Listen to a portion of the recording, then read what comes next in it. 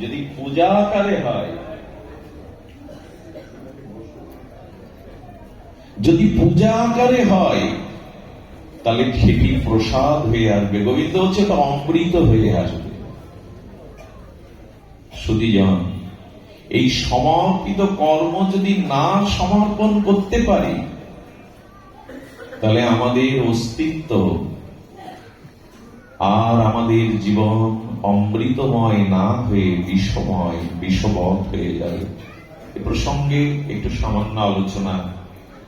আহার নিদ্রা ভয় মৈথুন সামান্য মেতা পশু নাম নরনাম। দেখুন, জন্তু জানোয়ার ইতর প্রাণীর মধ্যে যে চারটি স্বভাব আছে, মানুষের মধ্যে সামান্য আকারেও সেটি আছে। লক্ষ্য করুন, আহার পশুদেরও আছে। একটি কুকুর আহার করে, শুকর আহার করে, করুক সে 20টা আহার। আর মানুষ সর্বশ্রেষ্ঠ লেজ্জ পেয়েও আহার করুক। ক্ষুধানিবৃত্তি বা আহারের সুখ দুইজনের সমান। শুকর 20টা আহার করে তার যে ক্ষুধানিবৃত্তি করে, সুখ পায়, মানুষ সর্বশ্রেষ্ঠ লেজ্জ পেয়েও এই খাদ্যগুলো গ্রহণ করে তারও ক্ষুধানিবৃত্তি হয়, তারও খাদ্যের পুষ্টি হয়। আহার পশুদেরও আছে, আমাদেরও আছে। নিদ্রা, বরঞ্চ এই কথাতে পশুরা এগিয়ে। পশুরা খুব তাড়াতাড়ি ঘুমাতে পারে, ওদের ঘুমের বড়ি খেতে হয়। বাংলাদেশের 10% মানুষের ঘুমের বড়ি না খেলে ঘুম হয় না, আর আমেরিকা 25% মানুষ ঘুমের বড়ি খায়। পশুদের লাগে ঘুমের বড়ি, দিব্যি ঘুমায়। আমাদের মেডিসিন দিয়ে ঘুম, যেটা স্বাভাবিক ঘুম মানুষের, সেটা নাই। সুধীবৃন্দ, এই জন্য পশুদের নিদ্রা আমাদের নিদ্রার থেকে সুখকর। এত গভীর নিদ্রা হয় ওদের। ভোরবেলা পাখিগুলো কলকুঞ্জনে ভৈরবী রাগে ডেকে ওঠে, আমাদের ঘুম ভাঙতে চায় না। ওদের ঘুমটা পরিপুষ্টি হয়। ঘুম আমরাও ঘুমাই। হয়তো ওরা কোনো ঠোঁটে করে খড়কুটো এনে বাসার মধ্যে, অথবা শুকরটা কোনো নর্দমার মধ্যে পড়ে ঘুমায়। ঘুমের সুখ একই, বরঞ্চ আমাদের থেকে ওদের সুখ ঘুমের আরো। এখন মানুষের গাঢ় ঘুম হয় না, যাকে সুশক্তি বলে। জাগ্রত, স্বপ্ন, সুশক্তি। এখন জেগে আছি, যখন ঘুমিয়ে পড়লাম, ঘুম যাদের খুব গাঢ় নয়, নিবিড় নয়, তারা স্বপ্ন দেখতে থাকে। ঘুমের মধ্যে স্বপ্ন দেখতে থাকে। যখন স্বপ্ন দেখবেন, ঘুমটা তখন গাঢ় হয়নি, সুষুপ্তি হয়নি। আর যখন কোনো স্বপ্ন নেই, গাঢ় নিদ্রা, সব ভুলে গেলেন, তাকে বলে সুষুপ্তি। আত্মার সাথে তখন যোগ হয়ে যায়। আর মানুষ যেদিন এই গাঢ় গভীর সুষুপ্তি নিদ্রায় অভিভূত হয়ে যায়, উঠেই প্রশস্তি লাভ করে বলে, অনেকদিন বাদে বড় সুখ পেলাম। স্বপ্নও ছিল না, জাগ্রতও ছিল না, আত্মার সাথে লীন হয়ে গেছিল, কিছুই মনে ছিল না। এই জন্য ওইটা পরমানন্দ সুখ হয়। পশুদের ঘুম আমাদের থেকে আরো বেশি ভালো। আর মৈথুন, মানুষের কাম কামনা দ্বারা বংশ বিস্তার করে, পুত্র কন্যা, ওরা আরো বেশি করে। ওদের যে কাম সুখ, কামনার সুখ পশুদের মানুষের থেকে বেশি। আচ্ছা, ভয় আমাদের আছে। আত্মরক্ষার জন্য আমরা ঘর বাঁধি, সেবক রাখি, ব্যাংকে টাকা গচ্ছিত রাখি, সোনাদানা রেখে দিই, ভূত ভবিষ্যতে সঞ্চয় করে রেখে নিজেকে রক্ষার জন্য। পিপিলিকা গুলো খাদ্য সঞ্চয় করে, পশুরা কিছুটা রেখে দেয়, তারাও একটা গুহার মধ্যে নির্ভয় হয়ে থাকতে চেষ্টা করে। তো মানুষের সাথে ওদের পার্থক্য কি? যদি সামান্য আকারে আমার মধ্যেও এই গুণগুলি থাকে, পশুর থেকে বিশেষ কিছু না থাকে, তা আমাদের পশুদের পার্থক্য কি? আহার নিদ্রা ভয় মন্ত্রণাঞ্চ সামান্য মেতাৎ পশুনাম নরম।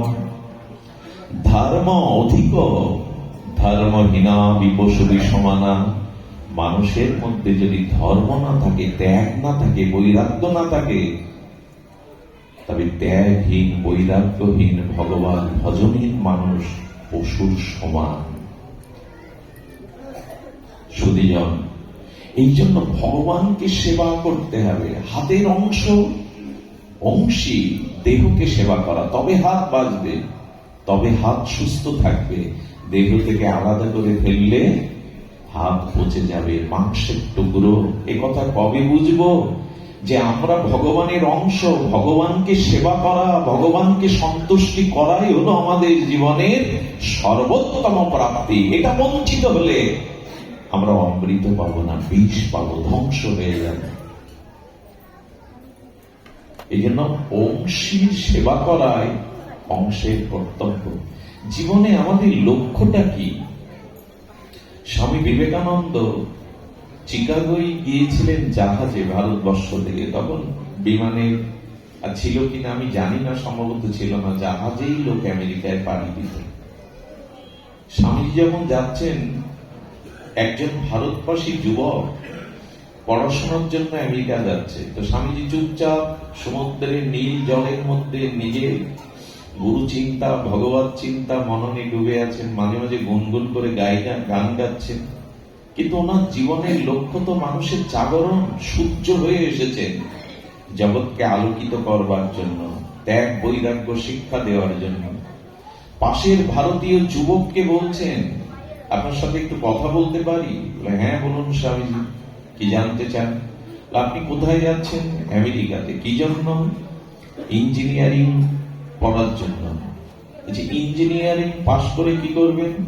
বলে ভারতবর্ষে চলে আসবো। ভারতবর্ষে এসে তারপর কি করবেন? তারপর বড় অফিসার হবে, ইঞ্জিনিয়ার অফিসার। অফিসার হয়ে কি করবেন? উনি বারবার ক্রমে জিজ্ঞেস করছেন, অফিসার হয়ে কি করবেন? অফিসার হওয়ার পরে বড় পদ পাওয়ার পর অনেকগুলো অর্থ রোজগার করতে শুরু করবো। তারপর কি করবেন? তারপর সুন্দরী একটা কন্যাকে বিবাহ করবো। বলে তারপর কি করবেন? এই সুন্দর একটা বাড়ি বাংলো করবো। তারপর কি করবেন? আরে তারপর কি করবো? ছেলে মেয়ে হবে। বলে তারপর কি করবেন? বলে ওদের বড় করবো। তারপর কি করবেন? ওরা বড় করলে আমার কর্ম অবসান নেব, বৃদ্ধ হয়ে যাবো। বলে তারপর কি করবেন? বৃদ্ধ হয়ে গ্রামের বাড়িতে বা কোথাও বাস করবো। বলে তারপর কি করবেন? বলে তারপর মরণ ছাড়া আর কি? তারপর মরতে হবে। স্বামীজি বললেন, এছাড়া জীবনের আর কোনো লক্ষ্য নেই। তাই আমাদের কাছে প্রশ্ন করুন, আমরা এই পথের যাত্রী। লেখাপড়া শিখবো, চাকরি করব, বড় বাংলো বাড়ি করব, সুন্দরী স্ত্রী হবে, ব্যাংক ব্যালেন্স ধন দৌলত থাকবে, পুত্র কন্যা বড় হবে, আমি বৃদ্ধ হব, অবসরে যাব, মরবো, শ্মশানে বুড়াবে। তারপর এই জন্য ভগবান পাঠিয়েছিলেন। স্বামীজি হুঙ্কার দিলেন, এই জন্য আপনি জগতে এসছেন, সৃষ্টির শ্রেষ্ঠ বিবেক বুদ্ধি প্রধান মানুষ হয়ে, এই আত্মকেন্দ্রিক আত্মসুখের জন্য। আমাদের একটি বিশেষ কাজের জন্য স্রষ্টা ঈশ্বর পাঠিয়েছে। সেই কাজ হলো পরম ঈশ্বরকে লাভ করা, এই জন্ম মৃত্যু চক্র থেকে নিজেকে উদ্ধার করা, জগৎ জীবের কল্যাণ করা। আজ 99% মানুষ এই আত্মকেন্দ্রিক। চাকরি বাকরি, টাকা, অর্থ, বৃত্ত, ভোগ বিলাস, একদিন মরলাম, চিতায় পড়লাম, তারপরে কি জানান? এটা জীবন হতে পারে না। এটি সর্বোন্নত দেবশ্রেষ্ঠ মানুষের উদ্দেশ্য হতে পারে না। মানুষ অনেক উপরে যেতে পারে, জানেন? মশামাছি গুলো মরে গেলে এদের আত্মা এই যে ভূ জগৎ থেকে উপরে উঠতে পারে না। শুকর কুকুরের আত্মাগুলো মরে গেলে এই জগতের উঠতে পারে না। হাতি ঘোড়া গুলো মরে গেলে ভূপথে উঠতে পারে কিছুটা উপরে, কিন্তু মানুষ ভগবানের রাজ্যে ফিরে যেতে পারে, যেখানে জড়া মৃত্যু অনেক উপরে উঠতে পারে। পশুরা মৃত্যুর পরে ওদের আত্মা, আমাদের 7টা স্তর আছে, ভূ ভুব স মহ জন তপ সত্য। এই যে 7টি স্তর, ভুব যেমন পৃথিবী লোক, গন্ধর্ব লোক, দেবলোক, পিতৃলোক, ব্রহ্মালোক, এরপরে বৈকুণ্ঠ, বৈকুণ্ঠের পরে বিরজা, বিরজার পরে 700 নিত্য গোলক বৃন্দাবনের ভগবান। এরকম স্তর আছে। আমি মরার পরে আমার কর্ম অনুযায়ী সেই স্তরে যাই।